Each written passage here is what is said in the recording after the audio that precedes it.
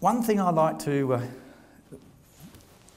emphasise too is that, and I can see you've already done it to some extent, is that when you put material on Blackboard, and I'll show you something like this in a minute, it's a good idea to, when you go to put something on Blackboard, I think I'd get a colleague to have a look at it. You know, I know we sort of are very protective of our teaching material. You know, we keep it under lock and key, and we don't like other people coming to our lectures. We feel threatened by that. I think that's got to change. I think we've got to be confident that I'm a good teacher. I could be a better teacher. We can all be better teachers. But go to your colleagues, someone you're good friends with, and say, look, we're all getting into this Blackboard, we're all loading up material, we're all going on this revolutionary change.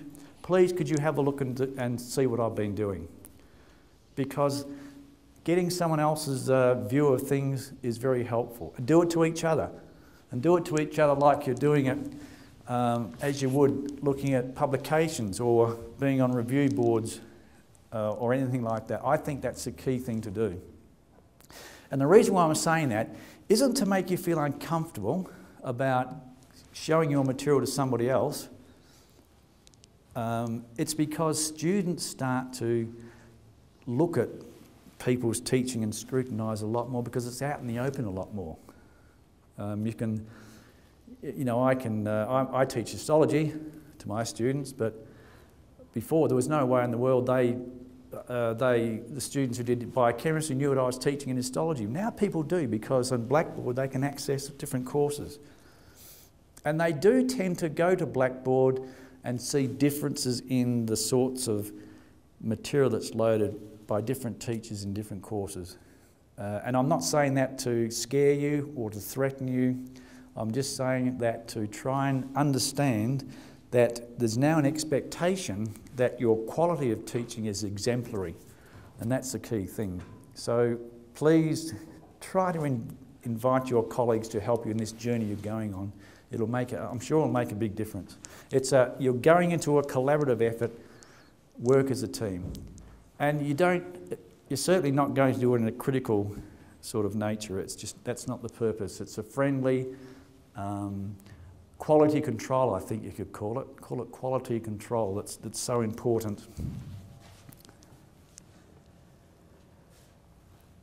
What we haven't forgotten is the idea that you need to update material a lot. You know, one of the big fears about Blackboard when people first start off is they say, my God, this is a whole lot of work.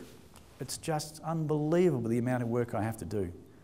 But once you get it mounted up onto your platform, you don't have to do much for the next year. It's all there. All you have to do is go into find and replace 2009 with 2010, and it's done. You've updated it. Within reason, there is different material you have to put in, but don't think that every year you have to go through this massive change. You don't.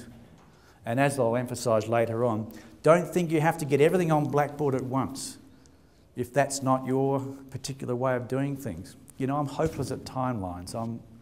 I'm just not that sort of person. But the person in my office next door is. You each do things differently, and you've got to accept that. Don't put pressure on someone next to you that they haven't done it, because that's not the sort of person they are. They will do it in their own time. If you put pressure on people, then I think that's demoralising and it becomes negative. So encourage each other, support. You're a family really of educators that are going on this journey together.